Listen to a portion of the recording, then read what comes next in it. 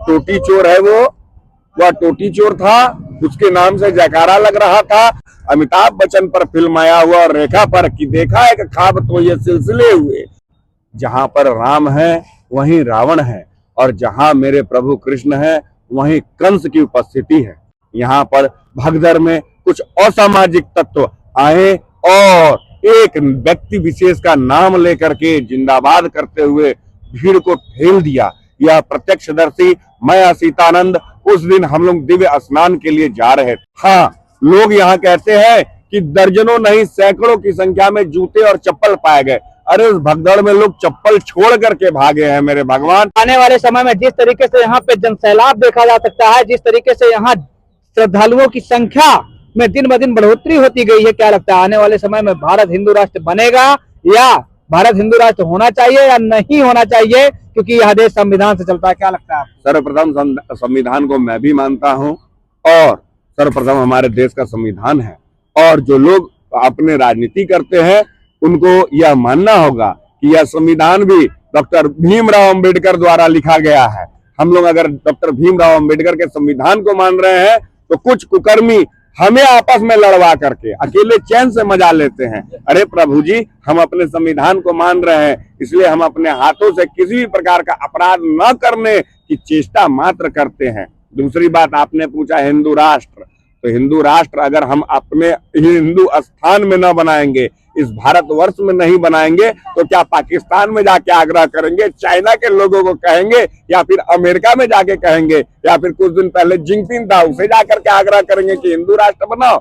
अपने हिंदू सभ्यता संस्कृति को मानने वाले मात्र कुछ व्यक्ति विशेष मानव बच गए हैं अपने हिंदू स्थान में। और अगर हम अपने हिंदू स्थान में भी यह हिंदू राष्ट्र की मांग नहीं करेंगे कि हिंदू राष्ट्र घोषित करो, तब जाकर के कहाँ करेंगे, किनके पास आग्रह करेंगे, किनसे विनती करेंगे, किनसे प्रार्थना करेंगे और किनसे निवेदन करेंगे?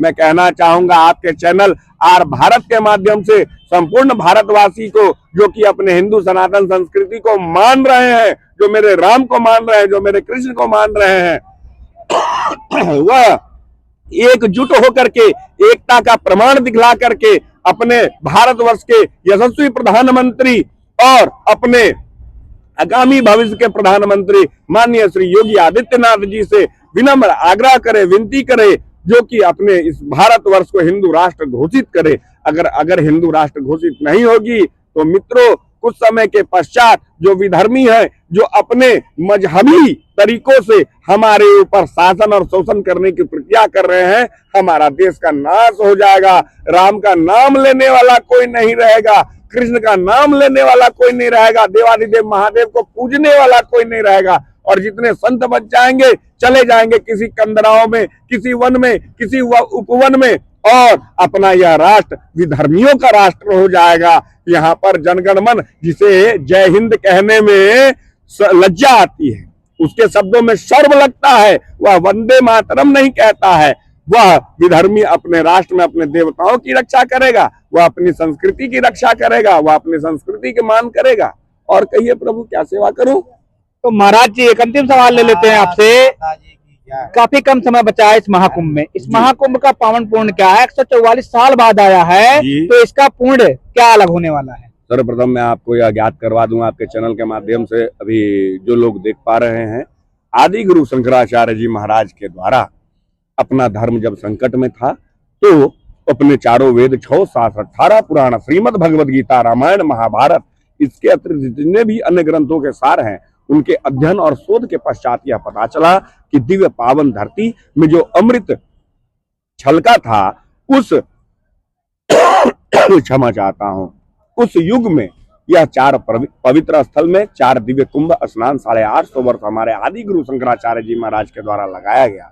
तत्पश्चात यह मूल नक्षत्र ग्रह के हिसाब से 12 वर्षों को जोड़ करके 12 को 12 से गुना किया गया, तब जाकर के 144 वर्ष का आकलन हुआ।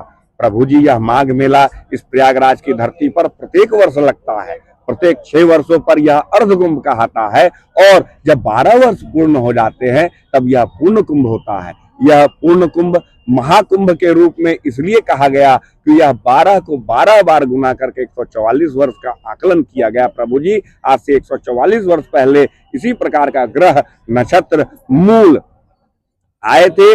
और मैं कहना चाहूंगा इस अमावस्या की भगदड़ में अगर किसी व्यक्ति विशेष की मृत्यु हो गई तो अपने गीता के अनुसार भगवान श्री कृष्ण जब अर्जुन को गीता का उपदेश कहते हैं तो कृष्ण ने कहा कि मैं मृत्यु भी हूं।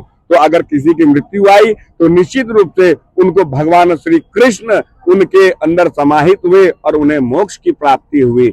मरना सबको है, कल मैं भी मरूंगा, आप भी मरोगे। जब अपने पिता के द्वारा माता के गर्भ में बीज रूपी हमारा और आपका अवतरण होता है, उसी क्षण हम और आप मृत्यु की ओर अग्रसर हो जाते हैं। मरना तो है ही प्रभु जी महाराज, नहीं तो। आज गुरु शंकराचार्य अभिमुक्तेश्वरानंद महाराज जी का कहना है, इल्जाम पे इल्जाम लगा रहे थे आपकी सरकार योगी जी के ऊपर कि भगदड़ मची, उसमें कई लोगों की जान गई, व्यवस्था सही नहीं है और इसी कुंभ के चलते उनको इस्तीफा देना चाहिए। किस तरीके से देखते हैं आदि गुरु शंकराचार्य के बारे में? क्या सर्वप्रथम वह आदि गुरु शंकराचार्य नहीं है, उनका नाम अभिमुक्तेश्वरानंद है। और अपने संस्कृति के 4 वेद 6 7 18 पुराण श्रीमद् भगवत गीता रामायण महाभारत का अध्ययन कर लेंगे तो क्या हम शंकराचार्य हो गए?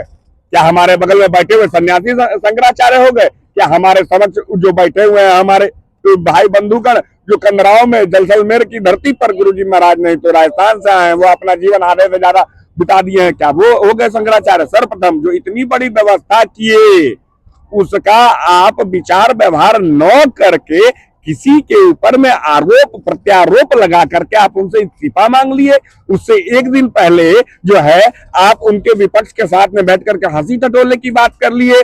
गौ संवर्धन के उद्देश्य से उन्हीं की सरकार में आपके ऊपर लाठियां बरसाई गई। इसका अर्थ यह हुआ कि आपने लाठी भी खाई तो राजनीति के अंतर्गत खाई। अगर आपने गुरुजी महाराज ने तो यह पदवी भी ली तो राजनीति के माध्यम से ली, तो आप राजनीति कर रहे हैं। और धर्म से राजनीति नहीं, मैंने पूर्व में ही कहा था, राजनीति से धर्म को आप बचा सकते हो।